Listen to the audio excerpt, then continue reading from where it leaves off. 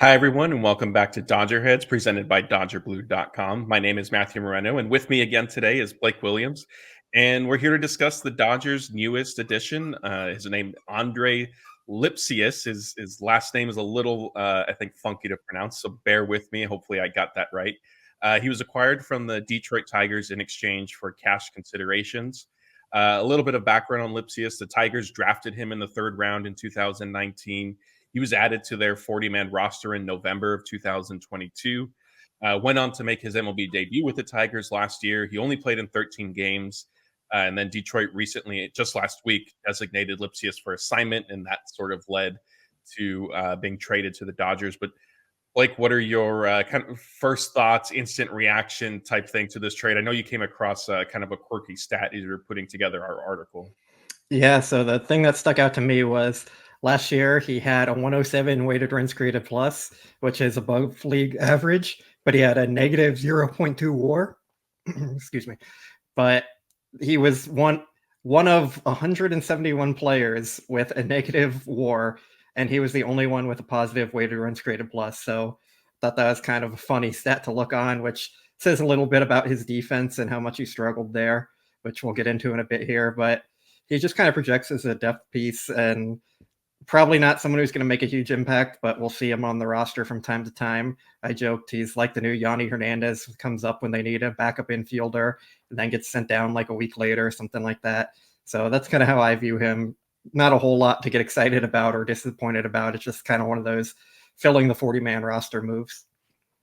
Yeah, before we get into some of his defensive versatility, so I mentioned it was only 13 games last year with the Tigers for Lipcius, and it was that amounted to 38 plate appearances. He had a slash of 286, 342, 400. Not a lot of power in that, one double, one home run. And that's sort of been the profile on him since being drafted. Lipcius definitely is more of a kind of a contact hitter. He does have a 13% career walk rate in the minors, and that's against basically 18% strikeout rate while he's been down in the Tigers farm system as well. Now, defensively, he only played third base for the Tigers last season. Again, it was a small sample size, but in the minors, he has experience at first base, second base, third base, shortstop, and also both corner outfield positions. So, Blake, I know we sort of touched on it. You mentioned Yanni Hernandez a little bit. But Lipcius basically seems like the exact type of player the Dodgers love having as part of their organizational depth. Yeah, they seem to target these utility guys with good contact skills, good walk rates, maybe not a ton of power, and see if they can help them develop. The thing with his defense, though, is like what that negative WAR suggests, he was not very good defensively. He only made 2 errors, but he didn't have many chances to begin with. So that was a 900 fielding percentage, which is what brought him down so much. So maybe he's a little better than what he showed last year defensively. Maybe the Dodgers are going to help him work on some things, but it's really not like a needle mover type thing.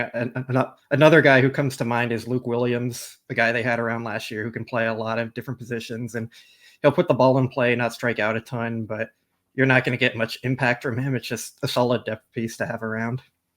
Yeah, we talked about on Sunday night in our live show about the outlooks for Miguel Vargas and Andy Pages, and what the Dodgers, maybe what direction they may go in if they find themselves in need of a position player at some point during the season. And maybe Vargas has the edge if it's earlier on, and maybe Pages later down the road. But it doesn't sound like Lipcius maybe changes that at all? Like if let's say it is April and the Dodgers are looking for a position player for some reason, do you think maybe because of his versatility, he potentially gets the nod over Vargas instead?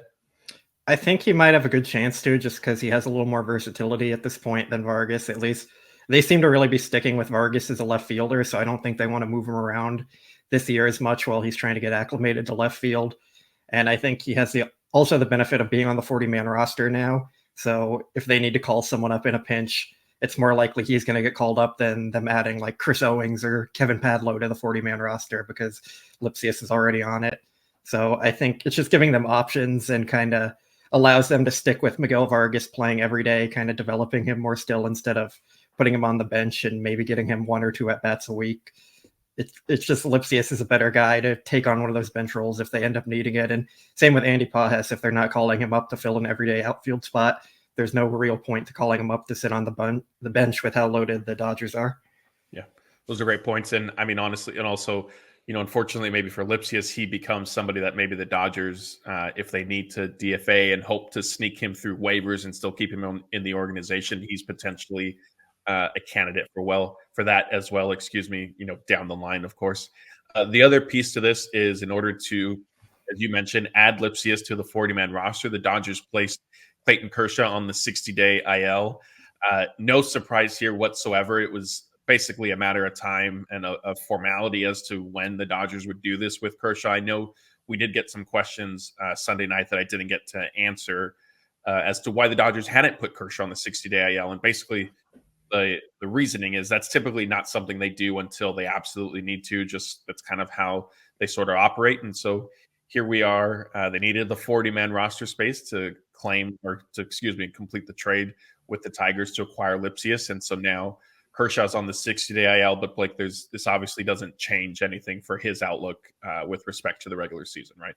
Yeah, he's still supposed to come back around late July, early August is still the hope for him. So we'll see if he actually gets to that point, which, as most of our viewers know, I've been skeptical about. You've had a little more optimism about it, but I think they're not going to rush him, and he wasn't going to pitch in the first half of the season anyway. So, like you said, putting him on the 60-day was more just a formality than anything.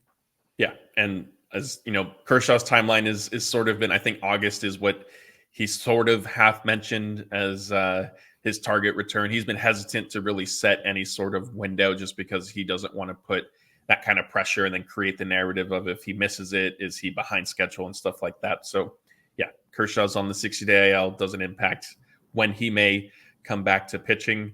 But again, if you missed it, the big news, the main story here is the Dodgers have acquired Andre Lipcius from the Tigers. So let us know in the comments what you think about the move. Are you hoping that he turns into maybe Yoni Hernandez, as Blake said? Or I believe, was it Chris Owings? Luke Williams was their other guy. And then Owings is the guy they have now. Yeah, but are we not going to mention cash considerations? Big trade piece right there. Cash considerations. The Dodgers, they do have some money still sitting around. Thank you, Shohei Ohtani, for deferring the bulk of your salary. That led to now signing Yamamoto and being able to send some cash to the Tigers' direction for this. So let us know in the comments what you think about the trade. Obviously, it is certainly an organizational depth piece move, but these are what keep the Dodgers sort of afloat. You never know when you're going to need somebody in a pinch. So once again, that's Blake, and I'm Matthew, and we'll see you next time.